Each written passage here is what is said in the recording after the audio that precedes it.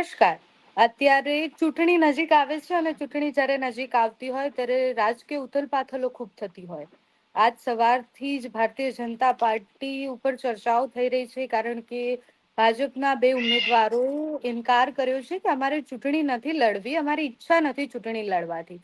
એના સિવાય પણ આ અઠવાડિયામાં જેટલા પણ પોલિટિકલ ઇવેન્ટ્સ બન્યા એના ઉપર વાત કરવી છે. આપણી સાથે રાજકીય વિશ્લેષક રાજેશભાઈ ઠાકર છે, એમની સાથે આખા અઠવાડિયાની વાત કરીશું. સૌથી પહેલા ભાજપની અત્યારની પરિસ્થિતિ પર વાત કરવી છે.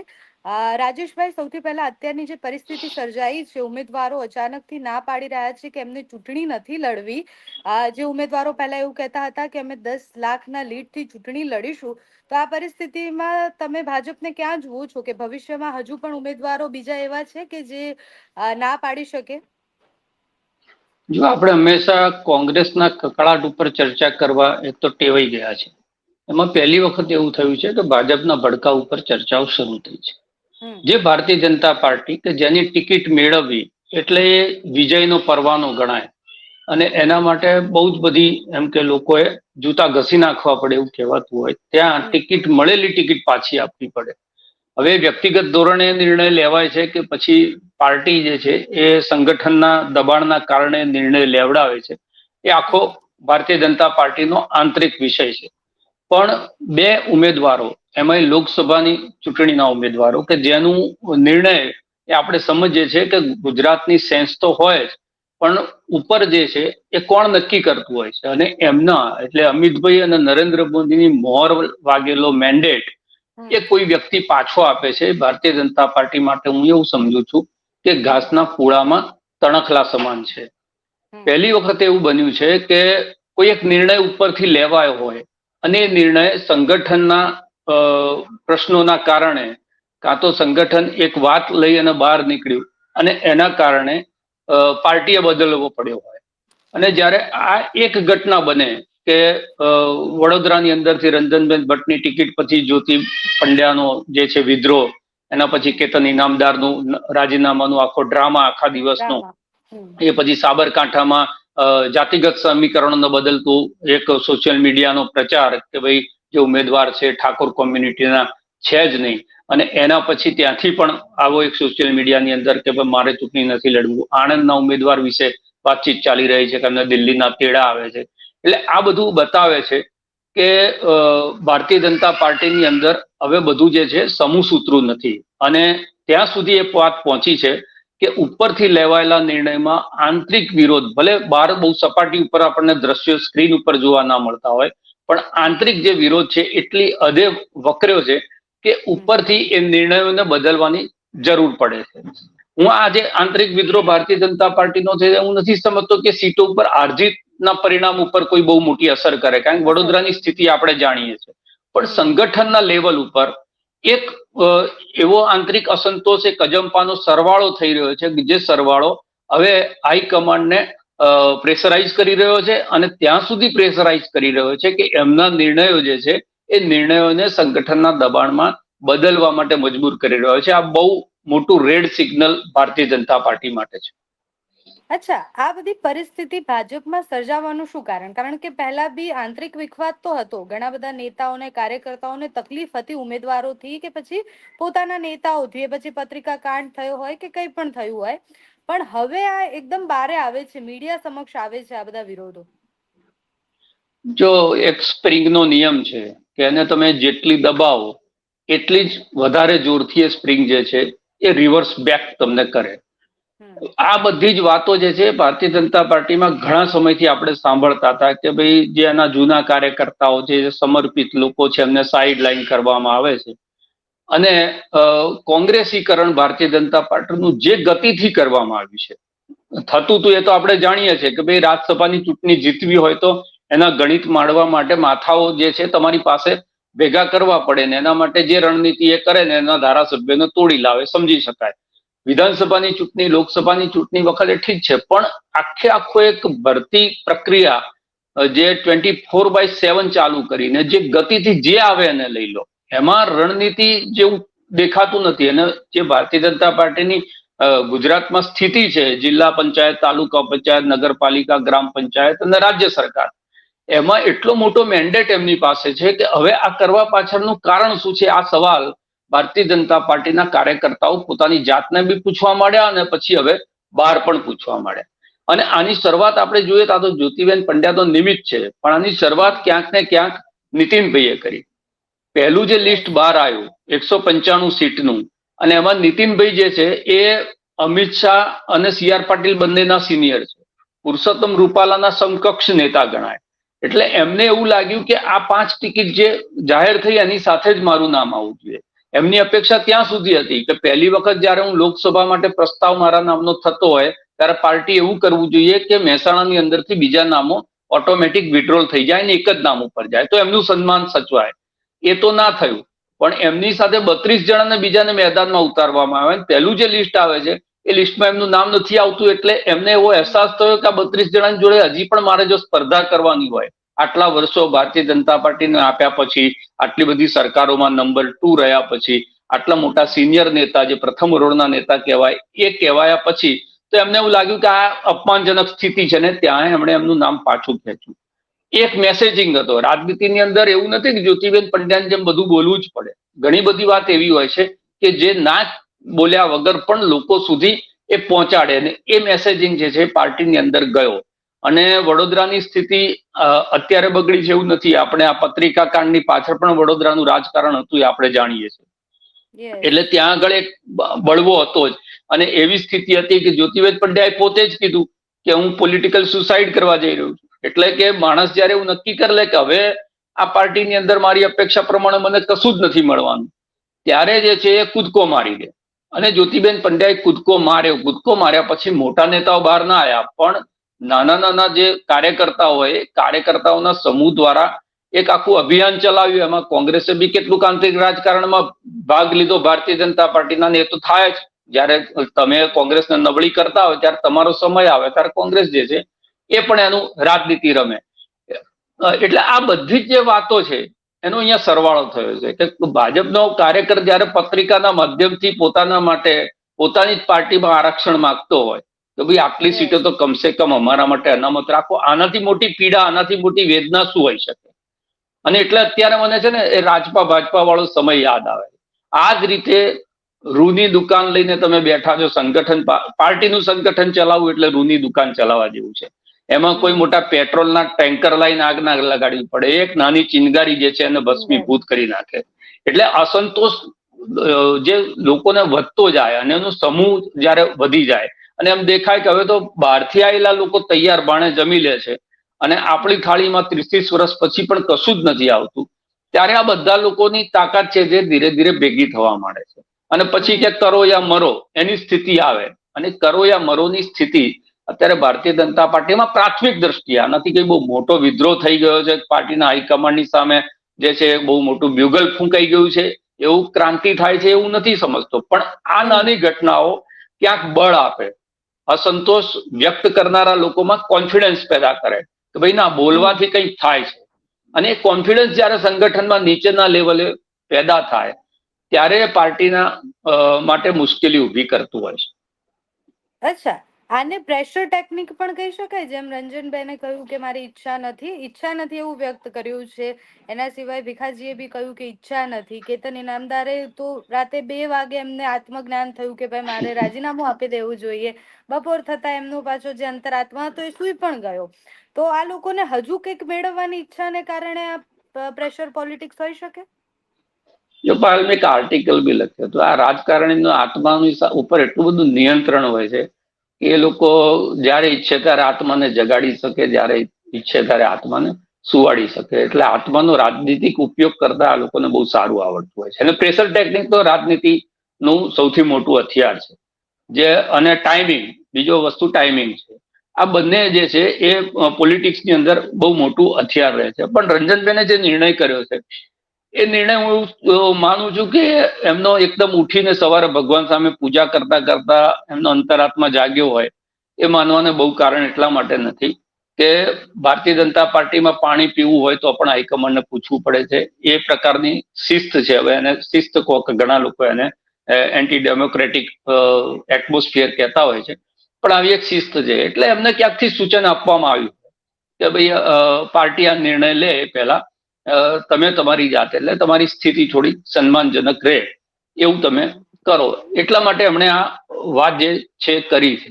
અને બીજું તમે જુઓ કે આજે એક પાર્ટીનું કલ્ચર બદલાય એટલે શું થાય. તમે આટલા બધા તમારી વિચારધારાથી જુદા લોકોને જે બહુ જ વખતો સુધી તમારી સામે રહ્યા છે એમને અચાનક પ્રેમ ના જાગે તમારી પાર્ટી માટે. કોંગ્રેસની આ જે સ્થિતિ થઈ ને એના મૂળ પાયામાં પણ આ જ બધી વાત હતી કે ચેતનભાઈ પટેલની આખી આખી પાર્ટીનું વિલીનીકરણ થયું જનતા દળ ગુજરાતનું કોંગ્રેસમાં, એટલે આખી એક મોટી લાયબિલિટી કોંગ્રેસ પાસે આવી કે એમને સાચવવા પડે. એના પછી રાજપાનું વિલીનીકરણ થયું ભારતીય જનતા પાર્ટીમાં, એટલે શંકરસિંહ વાઘેલાનું એક બહુ મોટું જૂથ કોંગ્રેસની અંદર ગયું, એટલે એક બીજી લાયબિલિટી ઉભી થઈ જેને પણ કોંગ્રેસે સાચવવી પડે. એમાં કોંગ્રેસના મૂળ કાર્યકર્તાઓ સચવાયા નહીં, એટલે આ બે જૂથબંધી કોંગ્રેસમાં હતી, એમાં બે બીજા મોટા જૂથ નું ઉમેરણ થયું ને એની ખેંચતાણની અંદર આખે આખું સંગઠન ધીરે ધીરે ખાડે ગયું. એટલે આ એક લાંબી પ્રક્રિયા હોય છે. એ લાંબી પ્રક્રિયા જ્યારે તમારા સત્તા ના આવે ને એક વખત ચાલે, પણ સંગઠન નબળું પડે તો પછી સત્તા આવવાની અંદર તમારો અવરોધ બહુ મોટો સર્જાતો હોય છે. એટલે જ મેં કીધું કે આ ઘાસના પૂણામાં તળખ્યું છે. જો આને તરત જ damage control Bharatiya Janata party નહીં કરે, કાં તો સ્થિતિને સમજશે નહીં. જેણે જેણે દિલ્હીમાં બેસી અને પ્રદેશની રાજનીતિ ચલાવી છે અને માત્ર એમના કાનની આજુબાજુ જે 4-5 અવાજો હોય એમને સાંભળી અને પક્ષ ચલાવ્યો છે, એ બધા પક્ષોની સ્થિતિ શું થઈ છે આપણે જોઈએ છે. એટલે જો આ સ્થિતિ થતી હોય, કારણ કે ઘણી બધી વાતો અહીંયાથી જે કહેવામાં આવી એમાં એ જ કહેવામાં આવ્યું કે ભાઈ નરેન્દ્રભાઈ માટે અમને કોઈ વાંધો જ નથી, એમના માટે તો આજે પણ અમને સન્માન છે, પણ ત્યાં સુધી પોસ્ટર લાગ્યા છે કે મોદી ત્યાં સુધી વાત લઈ જવાતી નથી. એનો મતલબ શું થયો કે સીધો આક્ષેપ CR પાટીલ ઉપર છે. એટલે પ્રદેશ નેતૃત્વ અને રાષ્ટ્રીય નેતૃત્વની વચ્ચે એક દિવાલ ખેંચવા માટેની પણ રાજનીતિ પાર્ટીની અંદર ચાલી રહી છે. ઓકે, એટલે બે અલગ અલગ જૂથના કારણે જે રાજનીતિ થઈ રહી છે એમાં એમના જ પક્ષને તો તકલીફ છે જ અને નેતાઓને પણ તકલીફ છે. રિપીટ નો રિપીટની જે થિયરી છે, આ વખતે ભારતીય જનતા પાર્ટીએ મોસ્ટલી કોઈ જ નવા પ્રયોગો નથી કર્યા. આમ વધારે નવા પ્રયોગો કરતા હોય, નવા ચહેરાને મોકા આપતા હોય, પરંતુ આ વખતે નથી થયું. તો એ પછી રંજનબેનની વાત હોય તો ભારતીય જનતા પાર્ટીએ 2 વાર મોકો આપ્યો અને બંને વારની પરિસ્થિતિ એમને ખબર હશે, સરસ રીતના ત્યાં જીત્યા પણ છે. તો ફરીથી મોકો આપ્યો અને રંજનબેનને અચાનકથી તમે કીધું એવી રીતના બ્રહ્મજ્ઞાન નથી થયું, આ બહુ પહેલાની વાત હશે. તો ત્યાં કેમ ઉમેદવાર બદલવામાં ના આવ્યા? વડોદરાની રાજનીતિમાં તો કોઈને પણ ઉભા રાખી દો તો સારી રીતના જીતવાના એવી સ્થિતિ છે ત્યાં. આમે ગુજરાતને ભારતીય જનતા પાર્ટીની પ્રયોગશાળા કહેવાય, એમનું હોમ ગ્રાઉન્ડ કહેવાય. ચપટી વગાડતા અહીંયા મુખ્યમંત્રીઓ બદલી શકો, ચપટી વગાડતા આખા મંત્રીમંડળને બદલી શકો, ગમે ત્યારે પ્રદેશના પ્રમુખોને, પ્રદેશના માળખાને બદલી શકો. આ જે કોન્ફિડન્સ ભારતીય જનતા પાર્ટીમાં હતો, અને એટલે આપણે બધા જ ઘણા રાજકીય પંડિતો કો, વિશ્લેષકો કો, પત્રકાર એવું માનતા હતા કે 33% મહિલા અનામતનો ખરડો પસાર કર્યો છે, ગુજરાતને એની કદાચ પ્રયોગશાળા બનાવવામાં આવશે અને ઘણા બધા સંસદ સભ્યોને બદલી નાખવામાં આવશે. પણ અહીંયા પણ ભારતીય જનતા પાર્ટી સીધા બેટથી રમી છે, ક્રીસની બહાર નીકળીને રમવાનો પ્રયાસ નથી કર્યો. એમાં કઈ વખતે 6 બેઠકો એમણે મહિલાઓને આપી હતી, હજી સુધીમાં 4 અપાઈ છે. એમાંના એક જણાએ નામ જે છે એમનો વિડ્રોલ કર્યું છે, એટલે એ પ્રયોગ પણ કર્યો નથી. બાકી રહેલી બેઠકમાં કદાચ 2 મહિલાઓને ટિકિટ આપે તો પણ કોટા ગયા વખત જેટલો જ થાય છે. એટલે એ દિશાની અંદર ભારતીય જનતા પાર્ટી આગળ નથી વધી. જે મનસુખ વસાવાએ ભારતીય જનતા પાર્ટીને એમ્બેરેસ કરવામાં કશું બાકી નતું રાખ્યું, એમને પણ રિપીટ કરવા પડ્યા છે. ભરતસિંહ ડાભી, જેમને એમના બ્રધરને લઈને ખેરાળુના મામલાની અંદર એમણે પાર્ટીની જે લાઈન હોય એ લાઈન ક્રોસ કરીને ઘણા બધા કામો કર્યા હતા, એ ભરતસિંહ ડાભીને પણ પાટણની અંદરથી રિપીટ કરવા પડ્યા છે. રંજનબેનનો કેસ તો છે જ, તો શહેરી સીટ હતી, એમાં તો પ્રયોગ થઈ જ શકે એવો હતો કે ભાઈ 10 વર્ષ તમને આપ્યું છે, હવે કોઈ યુવાનને આપે કાં તો કોઈ બીજી મહિલાને ત્યાં આગળ ટિકિટ આપે. કારણ કે વડોદરામાં તો એવું કહેવાય છે કે ત્યાં થાંભલો ઉભો રાખે તો પણ ભારતીય જનતા પાર્ટી જીતી જાય, એટલે ત્યાં બીજા કોઈ સમીકરણો જાતિગત મૂકવા પડે કે એવી સ્થિતિ નહોતી. તો ત્યાં પણ તમે જે છે નો રિપીટ થિયરી નથી લાયા. અને એટલે ભારતીય જનતા પાર્ટી કોઈ પણ કારણ હોય બહુ ડિફેન્સિવ ગુજરાતની અંદર રમી હોય એવું પહેલા લિસ્ટમાં પણ દેખાતું હતું. અત્યારે જે 4 બાકી રહ્યા હતા એની અંદર પણ જેવું ઝીણું કતાય છે, જે રીતે અહીંયાથી ચાર્ટર ફ્લાઇટ અપડાઉન કરે છે ગાંધીનગર ટુ દિલ્હી, અને તોય નિવેડો હજી સુધી નથી આવ્યો. કદાચ સામે હોળી છે એટલે સુકન અપસુકનમાં માનતા હોય તો ધૂળેટીના દિવસે કે પછી એના નામ આવી શકે એવું આપણે માનીને ચાલીએ. પણ જે માથા ઉપર પરસેવો પડે એવી સ્થિતિ જયારે ભારતીય જનતા પાર્ટીની ગુજરાતની બેઠકોને લઈને થાય ત્યારે એમનું કદાચ કોઈક એવું આકલન હોઈ શકે કે એમનું જે ટાર્ગેટ છે કે 5 લાખથી જ જીતવી બધી સીટો, એમાં ક્યાંક એક્સરસાઇઝમાં કાચું પડતું હોય કે કંઈ પણ કારણ હોય, કાં તો કોઈ એકાદી સીટ પણ જો છે એ આ બધા આંતરિક જૂથવાદના કારણે કે કાં તો કોંગ્રેસના કોઈ સારા ઉમેદવારના કારણે ક્યાંક આગુ પાછું થાય તો આખા દેશમાં તમે 300 સીટ લાવો, ગુજરાતમાં 1 સીટ પણ ગુમાવો તો એ નાક કપાવા જેવું છે. એટલે બી ઝીણું કતાતું હોય એવું બની શકે. ભારતીય જનતા પાર્ટીના માઇક્રો મેનેજમેન્ટ માટે જાણીતી, પણ એ માઇક્રો મેનેજમેન્ટને પણ ધજ્જિયા ઉડાડી દીધી છે. રંજનબેન ભટ્ટ અને ભીખાજી ઠાકોરે એ માઇક્રો મેનેજમેન્ટ, કાલ સુધી આપણે કોંગ્રેસને સવાલ કરતા હતા કે ભાઈ રોહન ગુપ્તાનું આટલું બધું જાણતા હતા, ટિકિટ કેમ આપી? તો એ પ્રશ્નાર્થ આપણે તો લાયક જ નહોતા અને પછી કે ટિકિટ આપી હતી. હા, કે એમણે તો પાર્ટીની આટલી વાતો લીક કરીને આની જોડે ધંધો કરતા હતા, નામ કરતા, બધું તમને એમણે જયારે પાછું નામ ખેંચ્યા પછી તમને ખબર પડી તો તમે ટિકિટ કેમ આપી? એ જ સવાલ આજે ભારતીય જનતા પાર્ટીની સામે થઈ રહ્યા છે. તો ભાઈ પાર્ટીની સેન્સ લેવાની તમે જે પ્રક્રિયા કહો છો કે અમારી તો બહુ જ પારદર્શક પ્રક્રિયા હોય છે. પેલા જિલ્લામાં જવાય, પછી જે પર્યવેક્ષક જાય, પછી જેનો ક્લસ્ટર પ્રભારી હોય એ એની સેન્સ લે, ત્યાંથી પ્રદેશમાં આવે, પ્રદેશ એ નામ ઉપર વિચાર કરીને ફિલ્ટર કરે, પછી કેન્દ્રમાં જાય. આટલી બધી ગરણીથી તમે ગાળો છો તો પછી એમાં કચરો ક્યાંથી રહી ગયો? આ સવાલ આજે આપણે ભારતીય જનતા પાર્ટીને કરી રહ્યા છે. અચ્છા, અને આ વિષય પર એક સવાલ છે કે આનાથી ઇન્ડિયા ગઠબંધનને ફાયદો થશે ભાજપની અત્યારની જે સ્થિતિ છે એનાથી, કે પછી હમણાં પીએમ નરેન્દ્ર મોદી આવશે ને પછી ચિત્ર બદલાઈ જશે? ફાયદો લેતા આવડે તો ફાયદો થાય. રાજનીતિની અંદર કેવું છે કે બેઠા બેઠું કશું મળી જતું નથી તમને. તમે ગુજરાતની અંદર 4-5 સીટો એવી છે કે જેની અંદર જો મુકાબલો કરે ભારતીય જનતા પાર્ટી સાથે નિષ્ઠાથી, પ્રમાણિકતાથી, અને જેટલા દિવસો બાકી રહ્યા છે બધા દિવસોમાં, અને પોતાની જે વાત છે, ગુજરાતના જે મુદ્દા છે, જે સવાલો છે, સમસ્યાઓ છે, એને લોકો સ્વીકારે એ રીતે એનો સંવાદ સાધે, વોટર્સ સુધી એ લોકો પહોંચી શકે, ભારતીય જનતા પાર્ટીના આંતરિક જૂથવાદનો જે ફાયદો તમે ત્યાં આગળ લઈ શકો, તો બની શકે કે પરિણામ તમારી ફેવરમાં આવે. કાં તો જે મોટા મોટા માર્જિનથી અપમાનજનક લીડથી તમે હારતા હતા એની જગ્યાએ, દાખલા તરીકે વડોદરાની સીટ ઉપર 1-1.5 લાખના મતથી પણ ભારતીય જનતા પાર્ટી જીતે તો ભારતીય જનતા પાર્ટી માટે આંચકો છે. કારણ કે જે સીટ તમે 5.5-6 લાખથી જીતતા હોય, 4 લાખ વોટ કપાય. એટલે ચૂંટણીઓ હંમેશા જીતવા માટે નથી લડાતી. કોંગ્રેસની આજની જે સ્થિતિ છે કે આમ આદમી પાર્ટીની ગુજરાતની અંદરની જે અત્યારની સ્થિતિ છે એ સ્થિતિ પ્રમાણે ચૂંટણી જીતવા માટે લડવી, 26 માંથી 6 આવી જશે, એના બદલે એમનું જે સંગઠન છે એને પ્રાણ ફૂંકવાનું, પોતાનો ગુમાયેલો જનાધાર છે એને ધીરે ધીરે પાછો લેવાનો, તો મોટી ચૂંટણીમાં તમે જે કર્યું છે ને એનો ફાયદો તમને નાની ચૂંટણીઓમાં મળતો થાય. એટલા માટે પણ આ ચૂંટણી બહુ જ નિષ્ઠાથી અને એ રીતે લડવી પડે કોંગ્રેસને. પણ મેં પહેલા જ કીધું એમ, જો લડે તો, કારણ કે આ બાજુ જે આંતરિક જૂથવાદ છે એની તો હજી આપણને પાસેરામ પહેલી પૂણી જેમ મુહૂર્ત થતું દેખાય છે, પણ કોંગ્રેસની અંદરનો જે જૂથવાદ છે એ તો એમના કોઠે પડી ગયો છે. એમના ઘેર ઘેર જે છે એ આના કાંડ થયેલા છે. એટલે એ સ્થિતિની અંદર હવે જે 4-5 સીટો છે જ્યાં મુકાબલો તમે કરી શકો એમ છો, એના ઉપર ફોકસ કરી અને જો લડે તો હું એવું સમજુ છું કે માહોલ બને જેમ બનાસકાંઠાની અંદર કે ભરૂચની અંદર, કે જે ચર્ચા થાય એવા ઉમેદવારો એમણે આપ્યા છે. પહેલા તો એવું આપણને લાગતું હતું કે બધું વન સાઇડેડ છે, જે રીતની કોંગ્રેસની પરિસ્થિતિ થઈ રહી હતી ત્યારે એમ લાગતું હતું કે આપણે ચર્ચા પણ કરી શકીશું કે કેમ.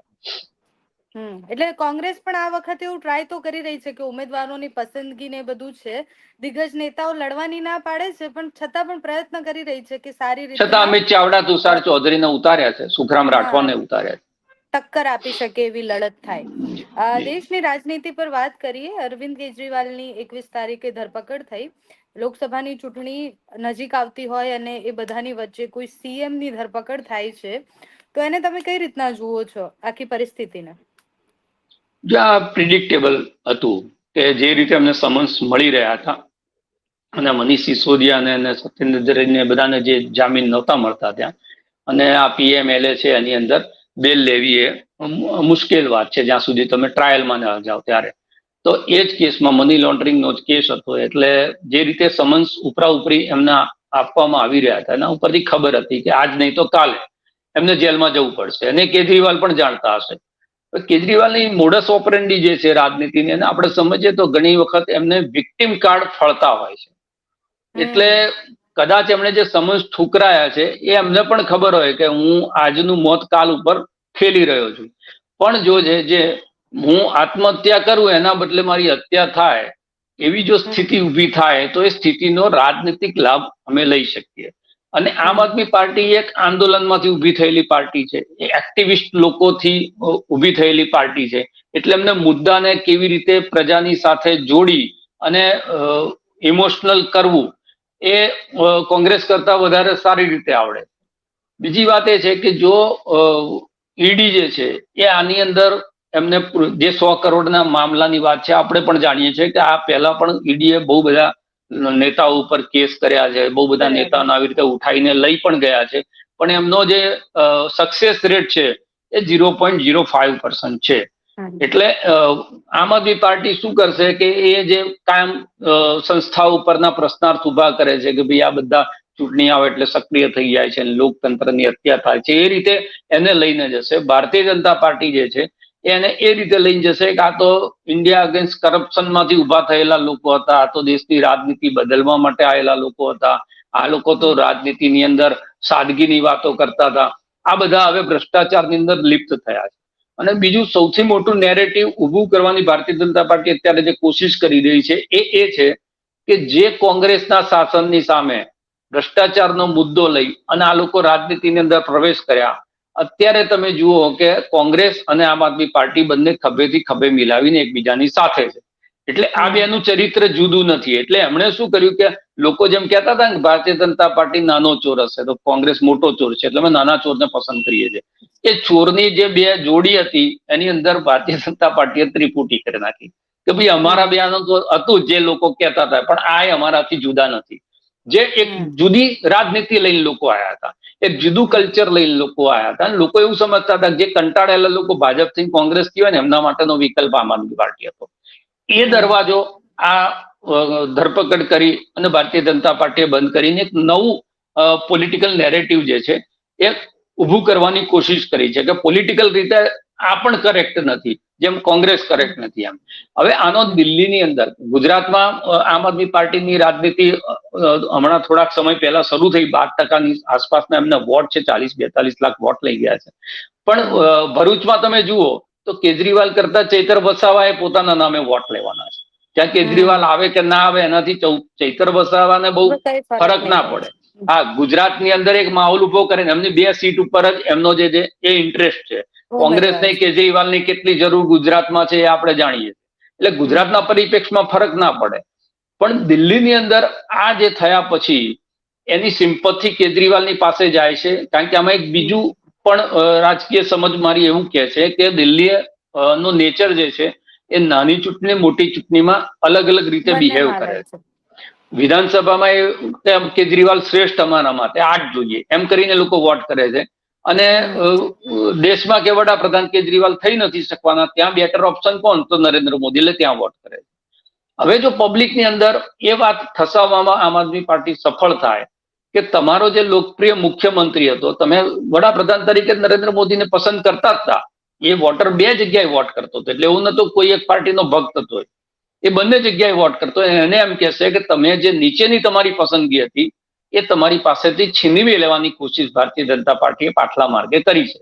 જ્યારે તમે ભારતીય જનતા પાર્ટીને ઉપર તો પસંદ કરો જ છો, એટલે આ એક પ્રકારની જે છે એ તમારા ઉપર જો હુકમી છે તો ઉપર બી હું જોઈએ, નીચે બી હું ના જોઈએ. તો તમે જે તમારી નીચેની પસંદ છે એ તમારી નીચેની પસંદ તમારી પાસેથી ખેંચી લીધી છે. આ પ્રકારનો એક નેરેટિવ આમ આદમી પાર્ટી કરવાની કોશિશ કરે, પણ છેવટે શું છે, લોકતંત્રમાં લોકો સર્વોપરી છે. લોકો આ ઘટનાને કેવી રીતે, સામાન્ય માણસને એવું હોય છે કે ભાઈ 100 કરોડ રૂપિયા લઈ લીધા એટલે કે 100 કરોડ કે છે તો થોડુંક તો હશે ને. આપણા ઘેર 2 વાર પોલીસ વાળા કોઈક સંબંધી ઓળખતા આવતા જો જીપ લઈને આવે ને તો ચર્ચા લોકો કરવા માંડે કે રાજેશભાઈના ઘેર પોલીસ વાળા આવ્યા હતા, કંઈક થયું હશે. એટલે આ કંઈક થયું હશે એની ચર્ચા છે. એનું નુકસાન આમ આદમી પાર્ટીને થાય, પણ હવે એ કેટલું ખાળી શકાય છે એ જોવાનું છે. નરેટિવની આપણે જે વાત કરી તો ઇન્ડિયા ગઠબંધન છે કે જ્યારે બધા વિપક્ષો ભેગા પણ થાય છે તો એ એક વસ્તુ એવું બતાવે છે કે ભારતીય જનતા પાર્ટી લોકતંત્ર ખતમ કરવાની વાત કરે છે. અને હમણાં કોંગ્રેસના જે બેંક એકાઉન્ટ છે એ બધા ફ્રીઝ થવા નેતાઓના કે પછી અરવિંદ કેજરીવાલની ધરપકડ, તો આ બધી જે વાત છે એ નરેટિવને આગળ વધારે એવી છે, તો એ ભાજપને નુકસાન નહીં કરે?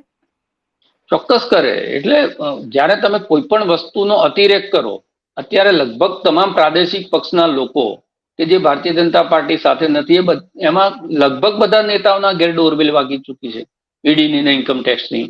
આ બધા ભેગા થયા છે એનું મૂળ કારણ એ છે ને, બાકી વૈચારિક રીતે તો ક્યાં એકબીજાની સાથે કોઈ સહમત છે. દરેકની રાજનીતિક ભૂમિકાઓ જુદી છે, દરેકના રાજનીતિક જે છે એ પ્રદેશો વાઇઝ તમે જુઓ તો દરેકનો સ્ટેક જુદો જુદો છે. પણ બધાને એવું સમજાયું કે ભાઈ ભેગા નહીં થઈએ તો નહીં લડી શકીએ, એટલા માટે આ ભેગા થયેલા લોકો છે. આ કોઈ આઈડિયોલોજીકલ ટોળું તો છે નહીં. આ બધા રાજનીતિક રીતે એક રણનીતિ બનાવી છે કે ભાઈ અલગ અલગ લડીશું તો પૂરા થઈ જઈશું, ભેગા થઈને આપણે લડવું પડશે. અને એ રીતે આ બધા જ લોકો અત્યારે ભેગા થયા છે. પણ જ્યારે તમે અહીંયા દિલ્હીમાં ભેગા હો, અહીંયા 1-1.5 વર્ષ પહેલા તમારા બંને સંગઠન સામસામે લડ્યા હોય, કોંગ્રેસ અને આમ આદમી પાર્ટી. એટલે નેતાઓ તો ભેગા થઈ જાય, નેતાઓ એક ટેબલ પર બેસીને રણનીતિ બનાવીને સીટોની વહેંચણી કરી લે, પણ સંગઠન જે છે, સંગઠન જ પાર્ટીનું, કોંગ્રેસનો નાનો કાર્યકર્તા ને આમ આદમી પાર્ટી નાનો કાર્યકર્તા, કારણ કે રોડ ઉપર તો જે સામસામે બાયો ચડાવે છે ને એ તો એ જ બિચારા હોય. એટલે એ કેવી રીતે એકબીજામાં ટ્રાન્સફર થઈને અરસપરસ મદદરૂપ થાય છે એ બહુ મહત્વનું છે. એટલે સંગઠન જ્યારે બે જુદા સંગઠન એક થઈ અને ચૂંટણી લડે તો ચોક્કસ પરિણામ મળે, તો વોટ ટ્રાન્સફર થાય. આજે દિલ્હીની અંદર 18% વોટ આમ આદમી પાર્ટીના લોકસભામાં અને 22% વોટ કોંગ્રેસના લોકસભામાં.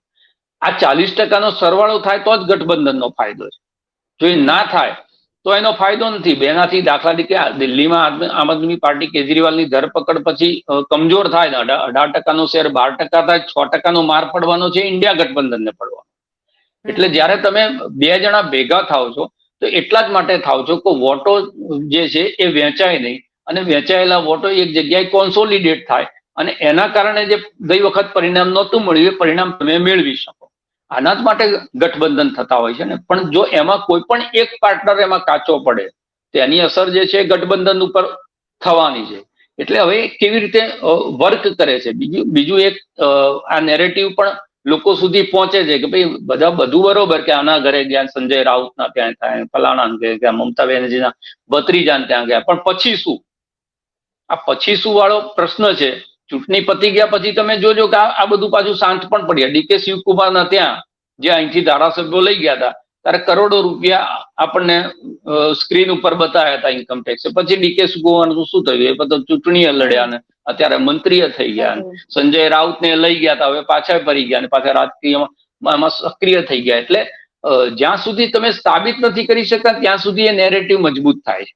અને એક બે કરતા કરતા તમે તમામ પ્રદેશ અને તમામ વિરોધીઓ તરફ આ વસ્તુ કરતા જાઓ છો ત્યારે સામાન્ય માણસ કે ભાઈ ચલો સમજી લો કે હશે આ બધા ભ્રષ્ટાચારી, આપણે કોઈને ક્લીન ચીટ આપવી નથી. ના, અદાલત ન્યાય કરે, આપણે કોઈને ક્લીન ચીટ આપતા નથી, કોઈને ભ્રષ્ટાચારી કહેતા નથી. પણ ભારતીય જનતા પાર્ટીની આટલા બધા રાજ્યોમાં સરકાર છે, આટલા બધા મંત્રીઓ અને મુખ્યમંત્રીઓ છે, તો એમાં શું બધા અણીશુદ્ધ પરિશુદ્ધ લોકો છે કે જેને એક બી વ્યક્તિએ ભ્રષ્ટાચાર નહીં કર્યો હોય, અને કર્યો હોય તો ઇન્કમ ટેક્સની કે ઈડીની નજરે કેમ નથી ચડતો? આ સવાલ પણ ક્યાંક ને ક્યાંક લોકોના મનની અંદર ઉભો થતો હોય છે. ઓકે, છેલ્લો સવાલ છે રાજેશભાઈ કે આ બધી જ વસ્તુની નરેટિવની વાત કરી, બધું જ આપણે વાત કરી, પણ લોકો વિશ્વાસ કરી શકશે ઇન્ડિયા ગઠબંધન ભેગું થાય કે પછી ભાજપ કોઈ નરેટિવની વાત કરે કે ભાજપ દેશ માટેની હિતની વાત કરે, તો લોકોને વિશ્વાસ થાય છે કે ભાઈ એક સાથે બધા નેતાઓ ભેગા તો થયા છે, પણ અમે એને વોટ કેમ આપીએ? હા, એટલે રાજનીતિક શંભુ મેળો જે છે એમાં તમે કીધું એ પ્રશ્ન વ્યાજબી છે. એ દરેક લોકોને થાય કે ભાઈ આજ તો ભેગા થયા છે. ત્યારે કોંગ્રેસ જે છે એકલા હાથે ક્યાંક રાજ્યમાં સત્તામાં હોય છે તો પણ એની અંદરથી ધારાસભ્યો નીકળી જાય છે, સત્તા જતી રહે છે. તો આ તો જુદા જુદા પક્ષો જે કાલ સુધી સામસામે લડતા હતા એ અત્યારે ભેગા થયા છે. પ્રદેશમાં થશે કે નહીં થાય? કારણ કે પંજાબની અંદર નથી ગઠબંધન એમણે કર્યું, અને ઉપર તમારું ગઠબંધન છે, તો આ બધા કજોડા પણ એની અંદર છે. તો લોકોની અંદર વિશ્વસનીયતા, એટલે અત્યારે ભારતીય જનતા પાર્ટી અને વિપક્ષ આ બેની વચ્ચે સૌથી મોટો અંતર શું છે? અંતર આ જ છે એક તો ક્લિયર લીડરશિપ, એક તરફ વિકલ્પ નથી કોઈ. નરેન્દ્ર મોદી, ભારતીય જનતા પાર્ટી કે જે અત્યારે 302 છે, એને સીધું 400 પાર. એટલે 400 પાર કેવી રીતે થશે સવાલ નથી, પણ એક મનોવૈજ્ઞાનિક જે છે એ વાત શરૂ થઈ ગઈ. આપણે ચર્ચા શું કરીએ, 400 કેવી રીતે થશે? 302 તો છે. હિન્દી બેલ્ટના 12 રાજ્યોમાં તમારો સ્ટ્રાઇક રેટ 95 થી 100% છે. બીજા વધારાના તમે ક્યાંથી લાવશો? આપણે એવી ચર્ચા કરીએ છીએ કે ભાજપને 265 મળશે કે નહીં મળે. એટલે આ જે છે ને, એટલે લોકોના મનમાં આવે ભાજપ જીતવાનું તો છે, પણ કેવી રીતે જીતે છે, કેટલા આંકડાથી જીતે છે, આ એક પ્રકારનું જે છે ને એ લોકોના માનસની અંદર વાત જાય, અને એ વાત જાય ને એટલે વિપક્ષ ત્યાં પાછો પડે. એટલે વિપક્ષની પાસે એક તો સામૂહિક નેતૃત્વ, કે ભાઈ એક લીડરશિપ કે જેની કાશ્મીરથી લઈને કન્યાકુમારી સુધી, ગુજરાતથી લઈને આસામ સુધી અસર હોય, કોઈ એક વાત, આ બધું નથી. અને એટલે આ લોકોએ બી ઇન્ડિયા ગઠબંધને શું કર્યું છે કે જ્યાં એનો સ્ટ્રોંગ પાર્ટનર છે એના પ્રાદેશિક ચૂંટણી લડતા હોય ને એવી રીતે ચૂંટણી લડાય. દાખલા કે ઉત્તર પ્રદેશ છે તો સ્ટીયરિંગ ઉપર અખિલેશને બેસાડે, બિહાર છે તો તેજસ્વીને બેસાડે, ગુજરાત છે, ગુજરાતમાં કોંગ્રેસ પ્રમુખ રહી છે, આમ આદમી પાર્ટીને 2 સીટ આપી છે. એટલે એવી રીતે એ ચૂંટણી લડવાની કોશિશ કરે. પણ તમે જે કહો છો એ બિલકુલ પ્રજાની અંદર જયારે આ વોટિંગ થતું હોય છે રાષ્ટ્રીય લેવલ ઉપર, ત્યારે એ તો હોય જ છે. અને બહુ બધા વોટ એવા હોય છે કે જે જીતતા દેખાય ને એમના તરફ વળી જતા હોય. એ ભાજપ કોંગ્રેસ સાથે એને બહુ લેવા દેવા નથી હોતા, એ વોટ બગાડવા નથી માંગતો હતો. એટલે 2-5% વોટ તો એવા હોય છે કે ભાઈ આ જીતવાના નથી, ત્યાં શું કરવા મારો વોટ નાખવો. એટલે આ પણ એક પરિસ્થિતિ છે. લડાઈ એની નથી કે વડાપ્રધાન કોણ થવાનું છે કોણ નથી થવાનું. લડાઈ એની છે કે જે મેન્ડેટ છે એ ભારતીય જનતા પાર્ટીને એટલો વધારે ના મળી જાય કે આજની જે સ્થિતિ વિપક્ષની છે એ સ્થિતિ આવનારા દિવસોની અંદર એવું થાય કે કોઈ લડનારું જ ના બચે. એટલે એમનો મેન્ડેટ નાનો કરવાની વાત છે કે ભાઈ 302 છે તો 302 થી નીચે કેટલા લાવી શકાય. કે ઇન્ડિયા ગઠબંધનની 340-45 સીટ છે તો એમને ટોટલ 300 ની અંદર એનડીએ ને આખાને લાવી શકાય છે કેમ? આખી રાજકીય રમત અત્યારે આના ઉપર ચાલી રહી છે. ઓકે, થેન્ક યુ રાજેશભાઈ, આપ અમારી સાથે જોડાયા એના માટે ધન્યવાદ. અને પ્રશ્ન એ છે કે નેતાઓના અંતરાત્મા તો ઘણી બધી વાર જાગી પણ જતા હોય છે. આશા રાખીએ કે ચૂંટણી આવતા સામાન્ય જનતાના પર અંતરાત્મા જાગે, એમને પણ એવું લાગે કે દેશમાં આ કામ થયા છે અને એ જોઈને વોટ આપે. ધન્યવાદ, થેન્ક યુ. G G.